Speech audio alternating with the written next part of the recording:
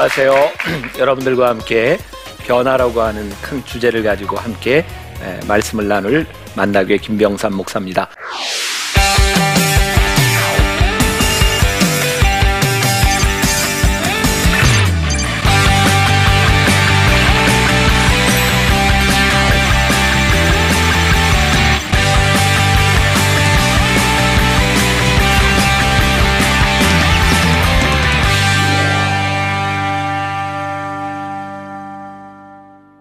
먼저 말씀을 좀 소개하고 이야기로 들어가 보도록 하죠.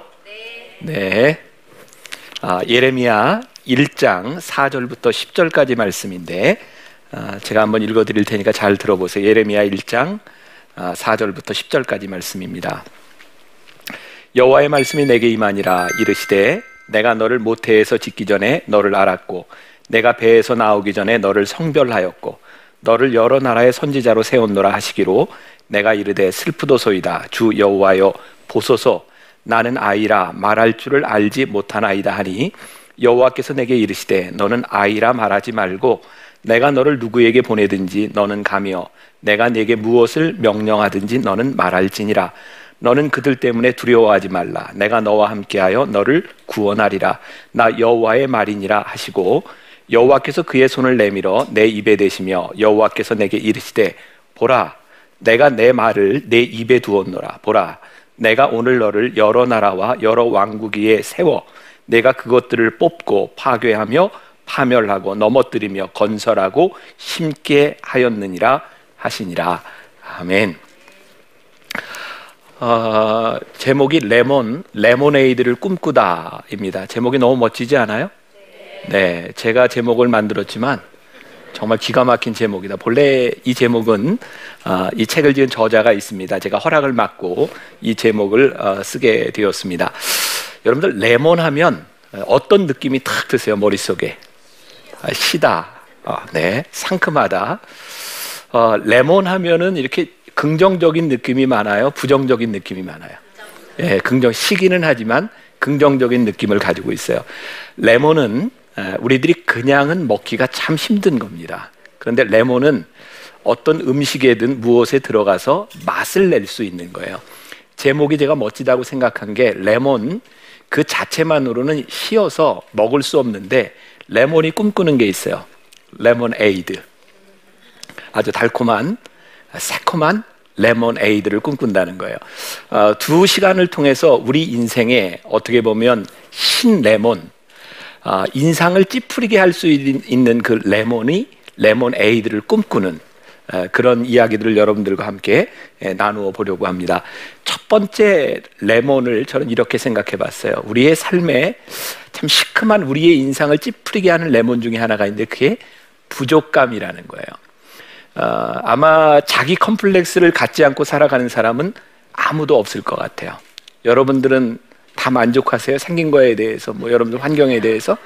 참 신기한 건 하나님이 우리를 만드실 때 모든 것을 퍼펙트하게 만드시지 않았다는 거예요. 여러분들이 누군가를 봐도 부러운 그 사람에겐 그 사람 나름대로의 문제들이 다 있습니다. 우리가 이런 것을 쉽게 얘기해서 십자가라고 이야기를 하죠. 사람들은 누구나 자기가 지고 가는 십자가가 있습니다.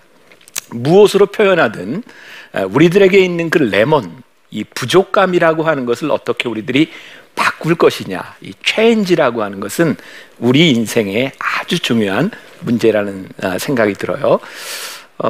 여러분들이 보시기에 제가 뭘 잘할 것 같습니까? 물론 다 잘하겠지만 뭘 잘할 것 같아요? 제가 취미가 있어요. 요리를 굉장히 좋아해요. 요즘은 잘 못하지만 제가 미국 유학 시절에는 제가 이제 청년 대학생들을 지도하면서 제 아내하고 같이 우리 집에 초청해서 이렇게 식사할 기회들이 많았기 때문에 정말 나도 유학생이었지만 막 40-50명이 이렇게 한 번에 이렇게 몰고 가면 메뚜기 떼가 지나가는 것 같아요. 싹 먹고 가는. 그때 제가 우리 청년들에게 이렇게 요리라면 요리일 수 있죠. 만들어줬던 것 중에 생각나는 게 제가 홍합, 그 요리도 아니죠. 홍합에다가 이렇게 양파를 칙칙칙 다져서 올려놓고 거기다 치즈를 넣고 오븐에 구워요. 그럼 참 맛있어요.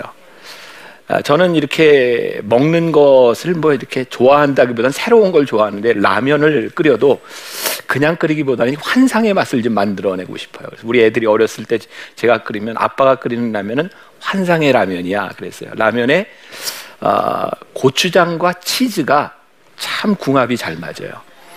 여러분, 우리가 돼지고기를 먹을 때는 새우젓, 김치 이런 게 잘 맞죠?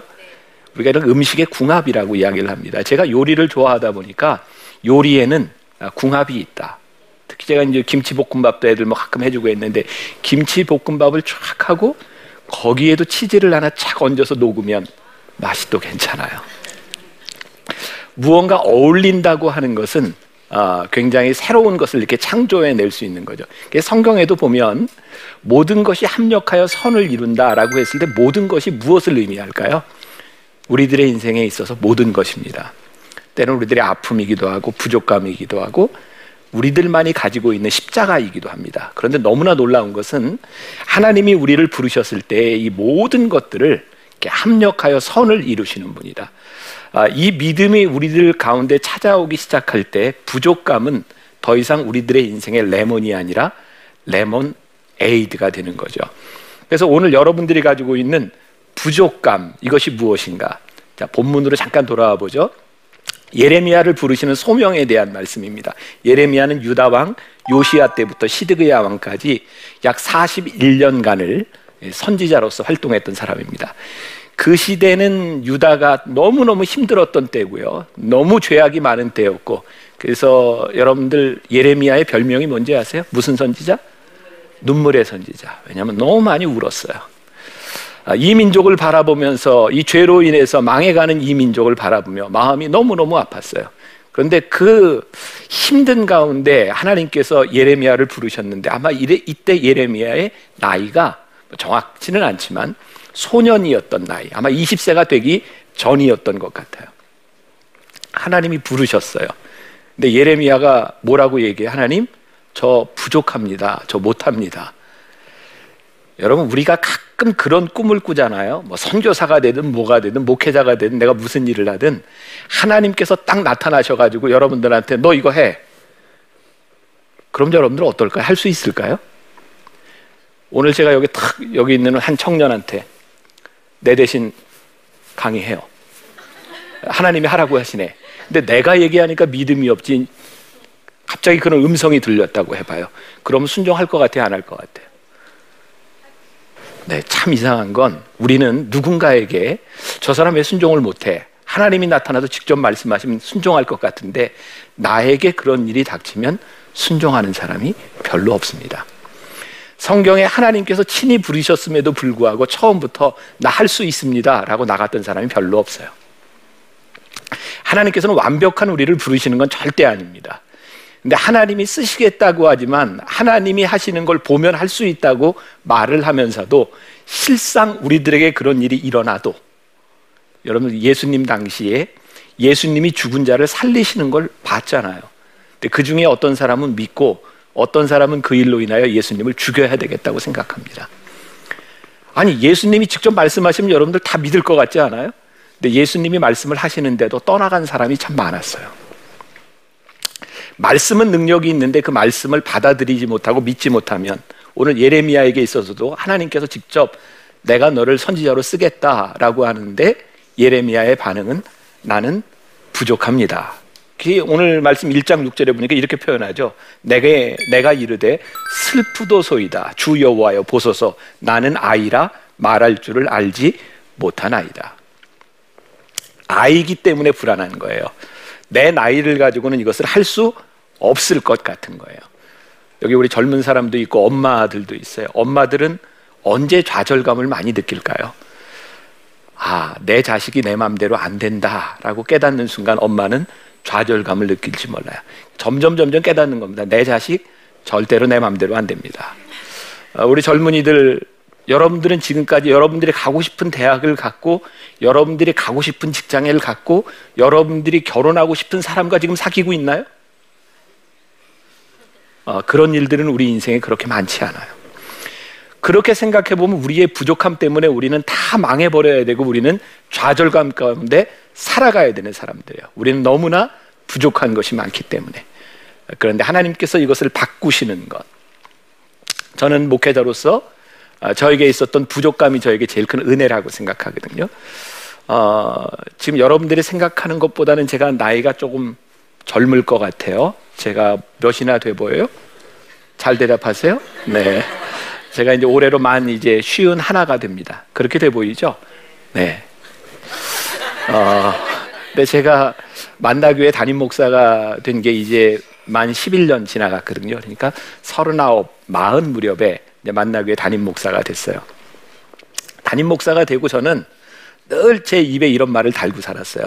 누구를 만나든지 저는 어립니다. 물론 사람들이 제 겉모습을 보고는 안 믿어요. 그렇지만 저는 늘 어립니다. 어린 목사입니다. 그 말을 하는 내 속에는 어떤 마음이 있었냐면 내가 어리다고 하는 것 때문에 내가 조금 실수하고 못하는 것이 용서될 수 있습니다. 늘 나를 방어하기 위해서 나는 어립니다라는 말을 많이 했던 것 같아요. 근데 지금은 어리다는 말을 잘 못하죠. 제가 만나교회 담임 목사가 되었을 때 저는 너무너무 부족하다고 하는 생각 때문에 불안했어요. 특히 설교를 해야 돼. 갑자기 어느 날 담임 목사가 돼서 설교를 해야 된다는 게 얼마나 무서운 일이에요. 저희 교회는 어머니 기도실이라고 조용히 기도하는 방이 있어요. 그래서 저는 늘 주일이 되면 말씀을 준비하고 원고를 가지고 어머니 기도실에 들어가서 새벽에 혼자 기도해요. 제가 한 번도 빼놓지 않고 저는 기도 내용이 늘 똑같았어요. 하나님, 저를 붙들어 주시고 제 입술을 붙들어 주셔서 제 입술에 정말 날선 검이 있어서 심령 골수를 쪼개는 역사가 일어나도록 하나님 나를 붙잡아 주세요. 제가 담임 목사가 되고 지금까지 설교할 때마다 제가 기도하면서 요즘 제가 깨닫는 게 있어요. 내가 부족하다고 느끼지 않았다면 내가 기도했을까?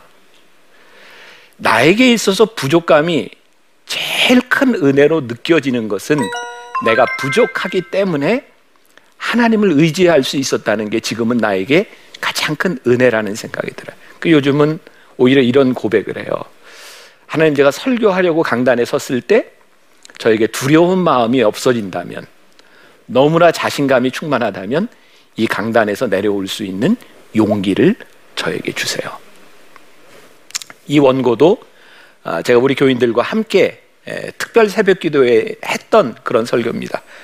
근데 제가 이 원고를 지금 몇 번을 보고 오는지 몰라요.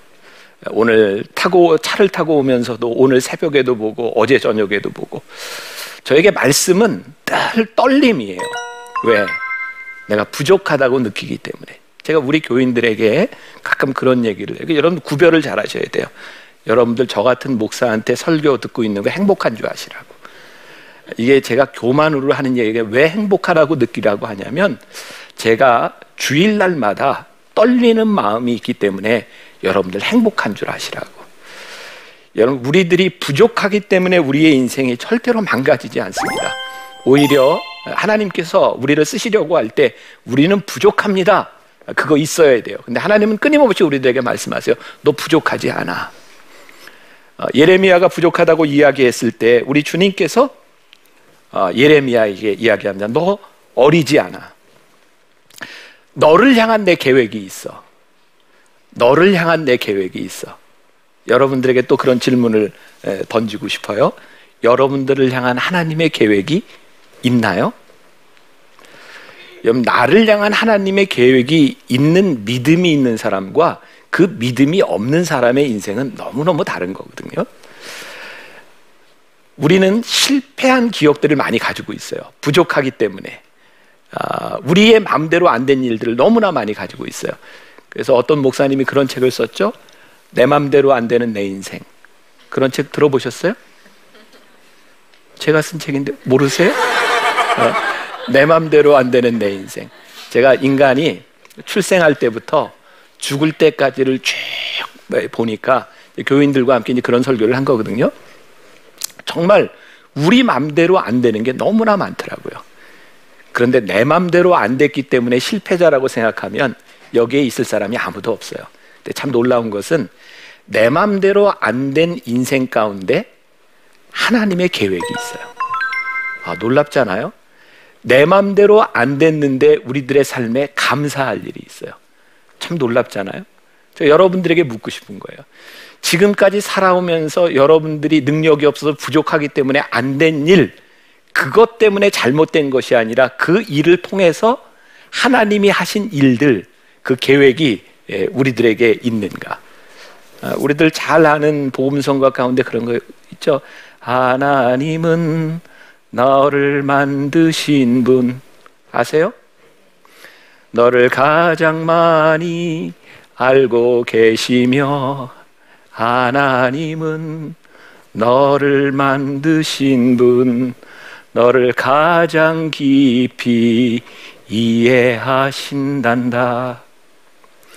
내가 나를 아는 것과 내가 내 능력을 아는 것보다 하나님이 나를 더 잘 아신다고 하는 믿음이 우리의 부족감을, 우리를 사명으로 바꾸어놓는 능력이 있어요. 여러분들 호주 힐송교회의 찬양사역전 달랜책을 혹시 아시는지 몰라요. 제가 몇 년 전 한국에서 달랜책을 만났을 때 제가 들었던 정말 인상적인 이야기였어요. 그 파워풀한 그 찬양 전도자, 찬양 인도자 달랜책이 처음 찬양을 인도하게 된 계기가 뒤에 그냥 코러스로 서 있었대요. 그 힐송교회 목사님이 이렇게 찬양을 인도하다가 어느 시간에 달랜책이 뒤에서 이렇게 코러스를 하고 있는데 밀어냈대. 가서 인도하라고. 너무너무 놀랐대요. 나는 한 번도 인도해 본 적이 없고 나에게 이런 능력이 있다고 생각하지 않았는데 그 목사님이 이렇게 밀어냈을 때 달랜책이 순종했대요. 본인은 부족했다고 생각했을지 모르지만 그 집회에서 목사님이 달랜책을 내세웠을 때 목사님의 마음은 어떤 마음이었을까요? 너 할 수 있어. 그때부터 달랜책은 유명한 찬양 사역자로 활동하기 시작합니다. 내가 부족하다고 하는 것보다 더 중요한 것, 하나님이 우리를 쓰신다고 하는, 우리를 부르신 그 부르심에서 우리의 부족감, 그 두려움이 우리들에게서 극복되기 시작해요. 예수님께서 부활하시면서 우리들에게 약속하신 것 있죠. 마태복음 28장 20절에 내가 세상 끝날까지 너희와 항상 함께 있으리라. 예수님은 약속하셨는데 우리는 무신론자처럼 살 때가 많이 있어요. 하나님을 믿는다고 했는데 하나님에 대한 믿음을 가지지 않고 살아가는 것 같아요. 이런 사람들을 우리들이 메뚜기 컴플렉스라고 이야기할 수 있을 것 같아요. 메뚜기 컴플렉스가 뭐예요? 이스라엘 백성들이 가나안 땅에 들어갈 때 12명의 정탐꾼 보내잖아요. 근데 그 중에 10명이 갔다 와서 보고 뭐라고 이야기를 해요? 그 사람들이 얼마나 큰지 우리들이 그 땅에 들어갈 수 없습니다. 중요한 건 그들을 두려워하면서 들어갈 수 없다고 생각하는 순간 자기를 뭐로 봤어요? 우리는 메뚜기 같습니다. 부족하다고 하는 두려움이 우리들 가운데 찾아오잖아요. 그럼 문제가 뭔지 아세요? 메뚜기 컴플렉스에 걸려요. 내가 너무너무 초라해 보여요. 그런데 하나님께서는 우리들에게 말씀하세요. 내가 너에게 이 일을 시키는 것은, 내가 너를 부르는 것은 내가 할 수 있기 때문이다. 오늘 여러분들의 가장 부족한 신레몬, 그게 무엇인지 모르겠어요. 여러분들의 마음대로 안 됐기 때문에 여러분들이 깨어진 게 뭔지 모르겠어요. 분명히 우리들이 믿는 것은 하나님은 나보다 나를 잘 아시기 때문에, 하나님이 우리를 부르셨을 때는 하나님이 우리를 쓰신다고 하는 그 믿음, 내가 부족하기 때문에 하나님 앞에 나 할 수 없습니다라고 엎드리는 것 때문에 하나님이 우리를 쓰실 수 있다고 하는 그 믿음으로 우리들이 돌아설 때 여러분들은 부족감으로 절대로 깨어지는 사람이 아닐 것 같아요. 제가 그냥 이런 상상을 해봤어요. 그러면 드라마 보면은 이렇게 남녀간에 이제 되게 뭐 삼각관계도 있고 뭐 이렇잖아요. 뭐 사랑 이야기도 있고. 근데 참 사랑해서 헤어지는 사람들이 참 많이 있고, 내가 너를 너무너무 사랑하기 때문에 내가 너를 이렇게 떠나갈 수밖에 없고 막, 그리고 뭐 여자가 이렇게 이야기할 때 남자가 탁 가서 손을 대고 그 여의 입에다가 탁, 그만, 우리가 모든 걸 다 이길 수 있어. 내가 너 사랑하잖아. 사랑하기 때문에, 하나님 제가 부족하기 때문에 뭐 겸손해서 내가 할 수 없어요 막 얘기할 때 하나님이 그러실 것 같아. 다 우리 입에 그만, 할 수 있어. 내가 너를 불렀잖아. 여러분들을 부르신 그 부르심이 분명하다면 하나님께서 여러분들을 아름답게 멋지게 쓰시지 않겠는가. 제가 한 가지 이야기만 하고 말씀을 좀 마무리할게요. 제가 처음 이제 전도사로 목회를 나갔을 때예요. 저는 영월에서도 한 1시간 정도 차를 타고 가는 굉장히 오지에서 첫 목회를 했어요. 제 아내는 저하고 신학교 동기입니다. 교인이 딱 2명 있는 교회 가서 이제 목회를 처음 시작했어요. 제가 25살 때 목회를 시작하는데, 예배를 드릴 때 되면 예배 전에 제가 나와서 준비 찬송 인도를, 내가 기타 치고 준비 찬송 인도하고, 그 다음에 이제 강단에 올라가서 종을 땡 치고 이제 시작을 해요. 그리고 찬송할 때가 되면 제가 내려와서 올겐을 쳐요. 그리고 찬송을 하고 올라가서 이제 설교를 하고, 뭐 이제 그렇게 지나갔어요. 그렇게 지나가다가 주변에 있는 전도사님들, 목회자들을 보니까 전도사의 사모들은 뭔가를 할 줄 알아요. 노래를 잘하든지 뭐 피아노를 친다든지. 근데 우리 집사람은 아무것도 못해요. 그래서 제가 어느 날 제 아내한테 이렇게 얘기를 했어요. 도대체 자기는 전도사 사모로서 할 줄 아는 게 뭐야? 그때 저한테 제 아내가 그랬어요. 나는 큰 교회 사모 체질이라 이런 거 못해. 그리고 제가 지금 만나교회 담임 목사가 됐는데 저한테 늘 하는 얘기예요. 제가 담임 목사 된 것은 자기 때문이래요. 왜냐하면 자기가 할 줄 아는 게 없기 때문에, 하나님께서 나를 도저히 다른 데 보내셔서는 할 수 없기 때문에, 그래서 제가 담임 목사가 된 것은 자기 때문이래요. 또 하나의 힐러리이죠. 제가 그런 생각이에요. 아니, 자존감이 있으려면 저 정도는 있어야 되겠다. 아무것도 못하는 것 때문에 할 수 없는 것이 아니라, 내가 못하는 것 때문에 하나님이 쓰시는, 하나님이 나를 부르시는 그 자리, 부족감, 그것이 여러분들의 삶의 레몬으로 끝나는 것이 아니라 레몬에이드로 바뀌는 것, 놀라운 축복이라고 생각합니다. 그런 변화의 축복이 여러분들에게 있기를 주님의 이름으로 간절히 축원합니다. 고맙습니다.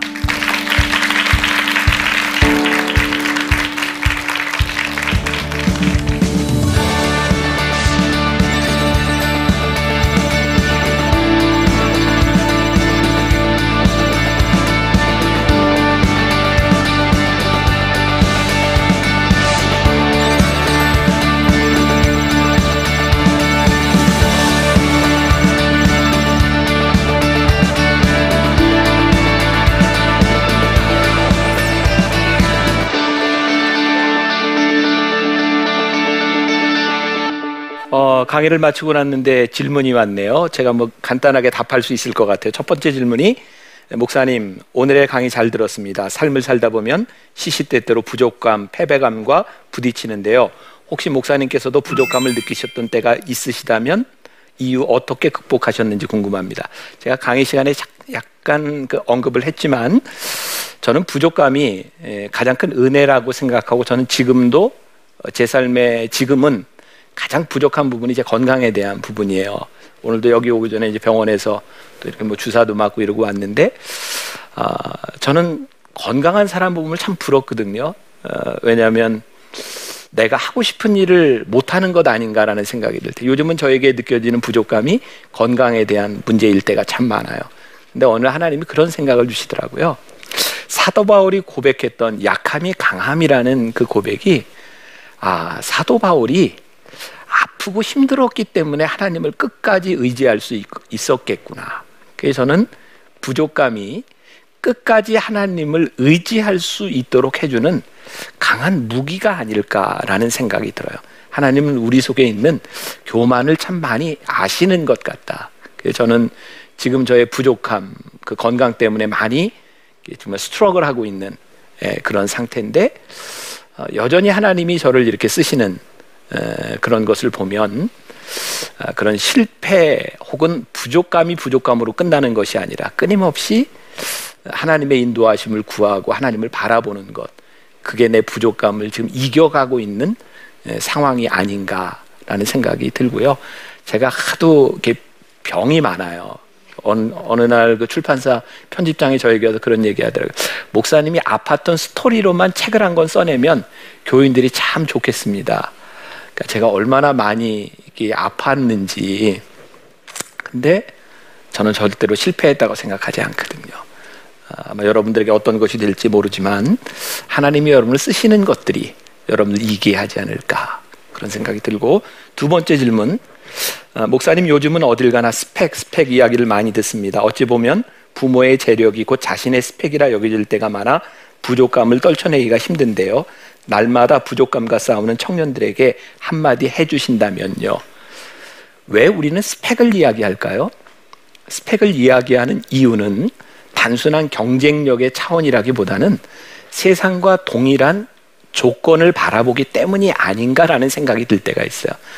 우리는 스펙을 가지고 할 수 있는 일들이 있어요.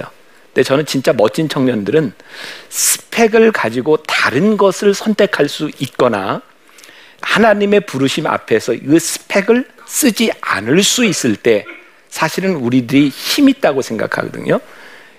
우리 크리스찬들이 착각하는 게 있어요. 세상 사람들과 똑같은 힘을 가지고 스펙을 가지면 우리들이 멋진 일을 할 수 있을 것이다. 근데 보면 절대 그렇지 않습니다. 하나님의 일을 하는 사람들은 세상의 스펙을 가지고, 아니 하나님이 세상의 스펙을 가지고 일하시지 않아요. 그래서 우리가 정말 하나님 앞에 쓰임받은 불림받은 사람이 된다고 하는 것은 오히려 우리의 부족감 가운데서 하나님의 부르심으로 하나님의 역사가 이루어질 때 하나님의 영광이 드러나지 않겠어요? 하나님의 방법, 하나님은 정말 우리를 사랑하시는데 우리가 하나님의 영광을 가로채는 것은 용납하지 않으시는 것 같아요. 왜? 하나님은 영광 받으시기를 원하세요. 그래서 어떻게 보면 우리들이 스펙을 가지고 무엇을 할 수 있다고 생각할 때마다 우리는 하나님과 멀어지는 존재인 것 같아요. 그래서 여러분들에게 스펙을 쌓지 말라 이런 이야기가 아니라 스펙이 다가 아니고 우리가 스펙을 쌓을 때마다 얼마나 더 겸손해질 수 있느냐, 이것도 훨씬 더 중요한 일이고, 여러분 그런 얘기 있잖아요. 그 일본의 유명한 기업가인데 나는 늘 몸이 약해서 열심히 운동했고 나는 늘 가난했기 때문에 돈을 벌었고, 여러분들이 약함을 강함으로 쓰시는 하나님께서 여러분들의 생각을 바꿔주시면 여러분들이 좀 더 멋진 인생을 살지 않을까, 그런 생각도 해보면서 여러분들 안에 있는 부족감이 정말 레몬에이드로 바뀌어지는 간증이 여러분들에게 있기를 간절히 소원합니다. 예, 고맙습니다.